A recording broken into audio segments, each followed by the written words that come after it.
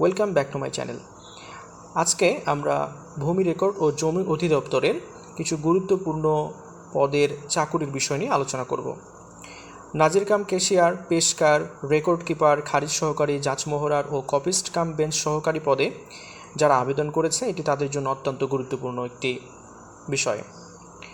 ইতোমধ্যেই ডিএলআরএস বা ভূমি রেকর্ড ও জরিপ অধিদপ্তর তাদের নিয়োগ কার্যক্রম শুরু করেছে। কিছু কিছু পদের পরীক্ষা হয়েছে এবং বাকিগুলো খুব দ্রুতই অনুষ্ঠিত হবে। তাই এসব পদে পরীক্ষা দেওয়ার জন্য কোন কোন বিষয়গুলো গুরুত্বপূর্ণ সে বিষয়গুলো নিয়ে আমরা একটু জানব।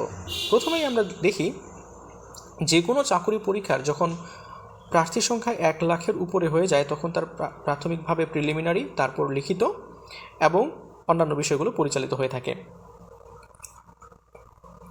সম্প্রতি বেঞ্চ সহকারী পদের যে পরীক্ষাটি হয়েছে সেখানে প্রিলিমিনারি পরীক্ষা হয়েছে এবং এর লিখিত পরীক্ষার জন্য 6140 জন প্রার্থীর মতো উত্তীর্ণ হয়েছে।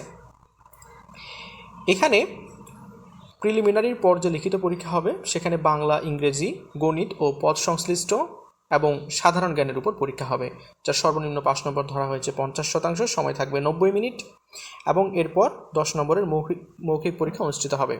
তবে এক্ষেত্রে একটা বিষয় হচ্ছে যে এই পরীক্ষাগুলোতে বা এই পদের পরীক্ষাগুলোতে যারা অংশগ্রহণ করবে তাদেরকে কিছু বিষয় ভালোভাবে মনে রাখতে হবে। যেমন এইসব পদে আবেদনকারী প্রত্যেককে কম্পিউটার মুদ্রাক্ষর টেস্টে অংশগ্রহণ করতে হবে। তফসিল 7-এর বিধি 2-এর খ এখানে আমরা দেখতে পাচ্ছি যে এখানে প্রত্যেক এই সমস্ত পদে আবেদনকারী ব্যক্তিকে বাংলা এবং ইংরেজিতে সর্বনিম্ন গতি প্রতি মিনিটে 20টি শব্দ থাকবে এমন পরীক্ষা অংশগ্রহণ করতে হবে। ইংরেজি পরীক্ষার মোট নম্বর থাকবে 50 মিনিট, বাংলা পরীক্ষার মোট নম্বর 50 মিনিট, সর্বনিম্ন 5 নম্বর হচ্ছে 40%, এবং এখানে ইংরেজি পরীক্ষার সময় থাকবে 10 মিনিট এবং বাংলার 10 মিনিট, অর্থাৎ 10 মিনিট করে সময় থাকবে বাংলা এবং ইংরেজিতে লিখতে দেওয়া হবে। এবং এখানে আমরা দেখতে পাচ্ছি অফিস সহকারী কাম কম্পিউটার মুদ্রাক্ষরিক, নাজির কাম ক্যাশিয়ার, পেশকার, খারিজ সহকারী, কপিস্ট কাম সহকারী সবারই কিন্তু এই সমস্ত পরীক্ষায় অংশগ্রহণ করতে হবে। বাংলা ও ইংরেজি উভয় প্রকার কম্পিউটার মুদ্রাক্ষরে 5টি স্ট্রোক 1টি শব্দ হিসেবে গণ্য হবে। এখন কোনোটাতে বেশি থাকতে পারে, কোনোটাতে কম থাকতে পারে, তবে গুরুত্বপূর্ণ বিষয় হচ্ছে যে সেখানে যতগুলোই থাকুক প্রতি 5টাকে একটা স্ট্রোক হিসেবে কাউন্ট করে তারপর অর্থাৎ একটি শব্দ হিসেবে কাউন্ট করে হিসেব করা হবে।